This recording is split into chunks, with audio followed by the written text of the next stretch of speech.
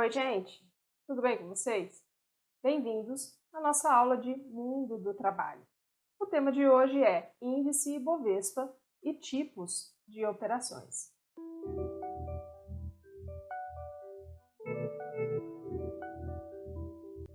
O Ibovespa é o principal indicador de desempenho das ações negociadas na B3 e reúne as empresas mais importantes do mercado de capitais brasileiro. Este índice foi criado em 1968 e, desde então, se tornou uma referência para os investidores ao redor do mundo.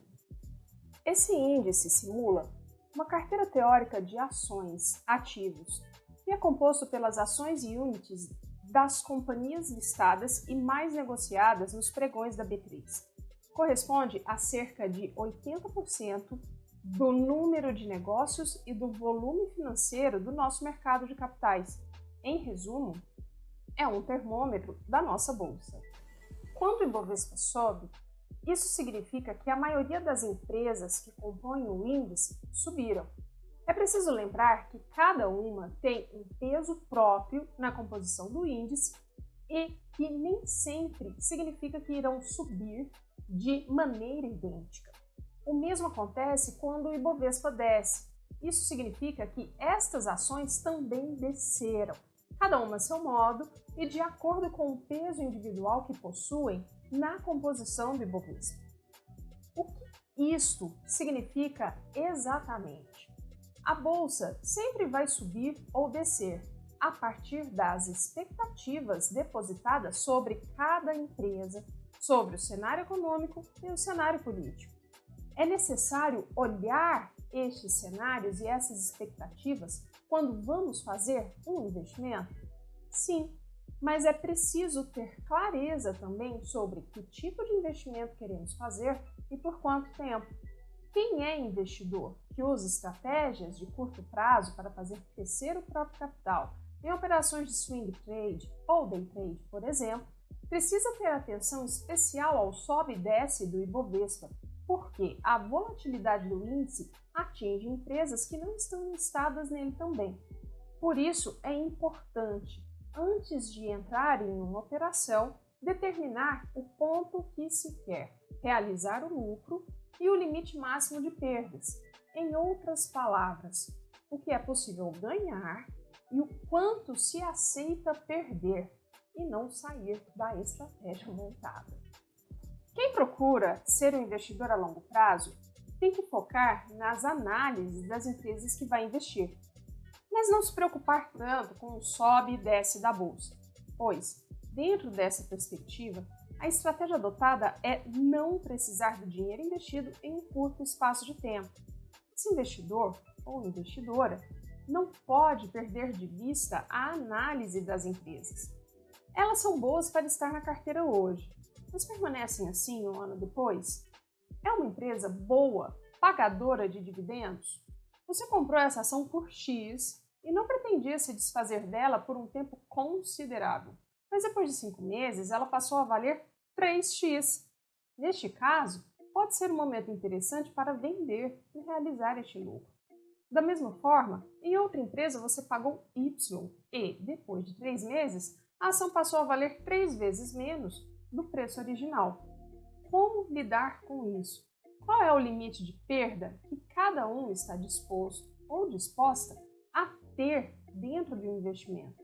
É importante saber responder a isso e administrar o dinheiro que se aplica para que realmente aconteça o que se pretende, o aumento do seu capital de forma consistente, mesmo que isto signifique absorver alguns prejuízos. A compra é a operação mais comum realizada dentro do ambiente da bolsa.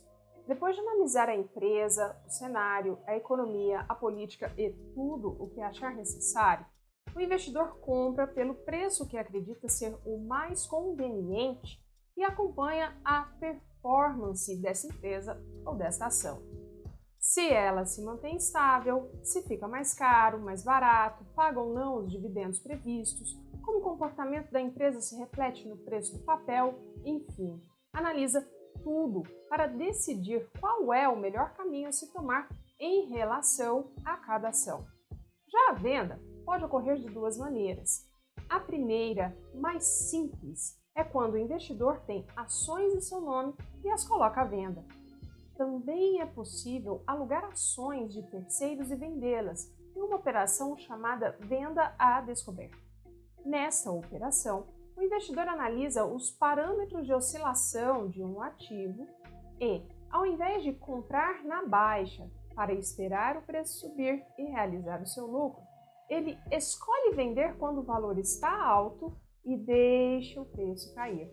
Quando o preço atinge a baixa esperada, ele recompra as ações para devolvê-las ao proprietário original. O lucro da operação é equivalente ao resto que ficou no caixa, ou seja, dinheiro recebido pela venda inicial menos valor gasto para recomprar os ativos para devolução. A operação long short combina a compra com a venda à descoberta. Significa que o investidor vende uma ação que ele não possui e, com o dinheiro desta venda, compra uma ação que ele acredita que vai subir. Para essa operação, é preciso alugar a ação vendida à descoberta para entregar ao comprador. Ao manter uma posição vendida em uma ação e comprada em outra ao mesmo tempo, o investidor procura maximizar os lucros quando encerrar as duas operações, em virtude das distorções do mercado. Normalmente, os pares mais comuns são montados com ações PN e ON da mesma empresa, com ações de um mesmo setor ou entre uma ação e um índice, por exemplo, uma ação contra o índice Ibovespa. Na sequência, o que acontece é isto aqui. Como essa estratégia gera lucro ao investidor? Em um primeiro cenário, quando a ação da ponta long sobe e a ação da ponta short cai. A ação comprada é vendida mais caro e a ação inicialmente vendida é comprada mais barato para devolvê-la ao dono original. Já em um segundo cenário, o lucro acontece quando a ação da ponta long desvaloriza, mas a ação da ponta short cai conforme esperado, ou mais ainda. O lucro obtido na diferença da ponta short consegue absorver o impacto da perda na ponta long. E por fim, em um terceiro cenário, o lucro acontece quando a ação da ponta long sobe conforme esperado, ou mais ainda, mas a ação da ponta short não cai conforme previsto. O lucro obtido da venda na ponta long consegue absorver o impacto da perda na ponta short. Conhecer o índice e como ele funciona auxilia o investidor a traçar a melhor estratégia de operação, seja para realizar seu lucro, seja para estabelecer seu limite de perda, principalmente em operações como a long short. Por fim, a compra e venda de ações na bolsa ocorre por lotes e não por ação unitária. Cada lote tem 100 ações. É possível comprar menos que um lote de determinado ativo.